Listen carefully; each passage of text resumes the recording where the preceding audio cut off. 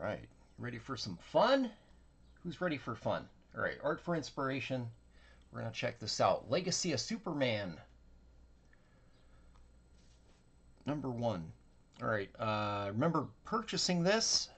Cop Comic, Merced, California, 1992, according to this autograph right here. It's around the time Art Adams was doing a bunch of freelance covers, a bunch of stuff with DC. Just really cool artwork. I've seen several of these originals in person. They're all awesome. So it was the cover craze where you'd get an awesome artist on the cover, and it was just taking our money. It didn't matter what the interiors were with some of the big two books, as long as you get that really sick cover. So Art Adams always got my money. Legacy Superman here, but we're checking this out for well, there's two reasons, but the main reason here. First story, Walt Simonson, Carl Kessel's story, but we're here for art for inspiration. We're going to check this out. One of my favorites, Walter Simonson on Superman. And I really wish DC would do one of these like artist-centric collections, you know, the art of Walt Simonson that collects like everything, not just the Orion stuff or oh man, I don't remember. He's done so much stuff for DC through the 80s and 90s. Yeah, anyways, DC, get on it. They've already done one for Mignola, Jim Lee as well. Yeah, kind of did one for Alan Davis too, but it was just for the Detective Comics. Marshall Rogers got one, but also just for Batman. Uh, Masterful layout here.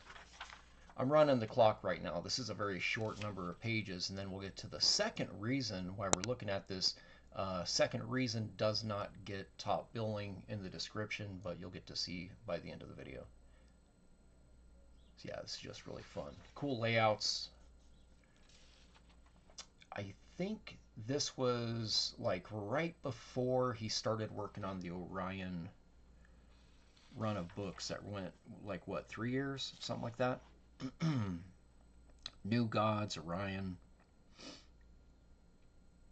Walt was kind of all over the place. DC had a lot of different stuff to work on.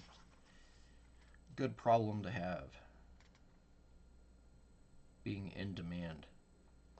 It's a very Fantastic Four automobile right here. Yeah, I've always really enjoyed. He's had a very abstract way of illustrating um, his metal texture with this like kind of cloudish outline sort of look. And a lot of us kind of took that and really stylized it. Metal shoulder pads. You'll see me do this all day, but I do it in a different way. I do it more uh, quadruple the number of lines. They're all tightened up, and you got dollops in the middle that kind of create fades of light and shadow going this direction out of the black area. So, but we all got that from Walt. So yeah, Simonson is the uh, the OG of this metal banding right here. To me, at least, that's where I got it from. You know, a lot of other artists have emulated it through the years.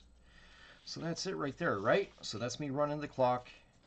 Um, yeah, just fun little story. Um, just to be expected, you know, from Walt. We're gonna skip through all this here. Might be my shortest art for inspiration ever. And then towards the end here, we're gonna get this story right here. Story and layouts by Dan Jurgens. It's not why we're here. Finishes this artist named Trevor Scott.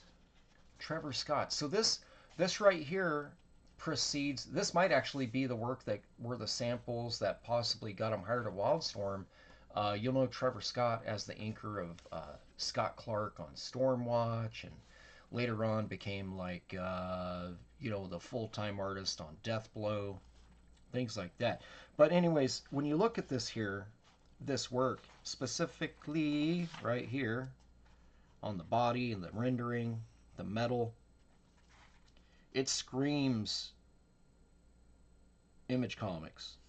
Um, all the noodling, all the line art in here, just really, really great inking,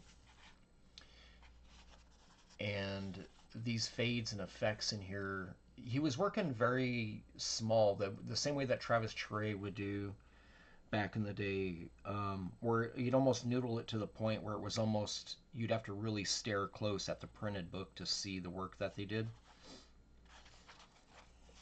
So yeah, he did a lot of that, but you can see it here, the banding inside these areas here where you're creating these color drops on muscles, the shading under the chin, um, a lot of the stuff going on here with the muscle lines, the his line selection on muscles as well. Very, very uh, Jim Lee-esque. More so Jim than anyone else. Even right here, you probably can't see it that well, but a lot of this rendering in here is like it's like that Art Adams broken line fade that goes back into a straight edge line. He was rocking a lot of that in here too. So I'm not entirely sure what all else he had worked on at DC during this time period right here.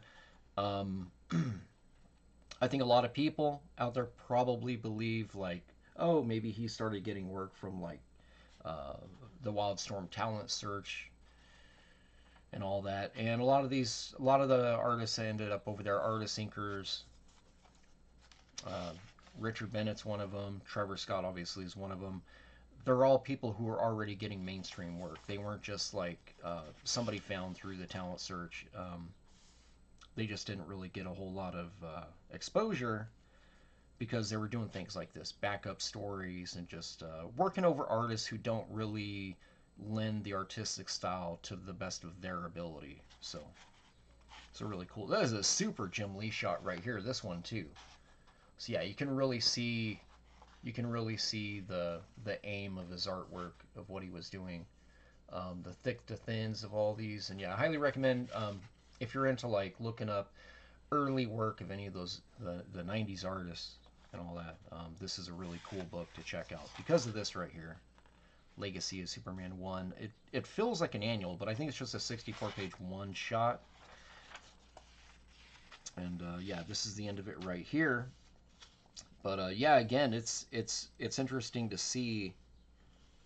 You can really see what he brought with him over to Wildstorm in all of this, the inking and all that.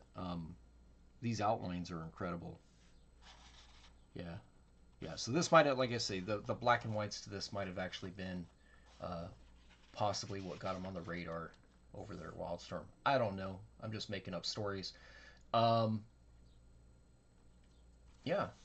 So, anyways, just wanted to show that off as well. I was thumbing through this and I completely spaced over it. I was like, oh yeah, I'm gonna do a video on Walter Simonson, and then I was thumbing through this thing and I was like, wait a minute, Trevor Scott.